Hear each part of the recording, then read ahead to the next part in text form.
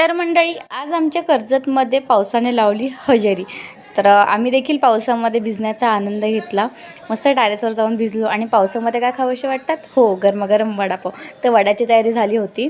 तर बघूया आपण. मिरची, अद्रक, लसूणची केली पेस्ट आणि भाजीला दिलं इकडे कढीपत्ता आणि मोहरीचा तडका. आणि हे काय, आमची झाली भाजी तयार.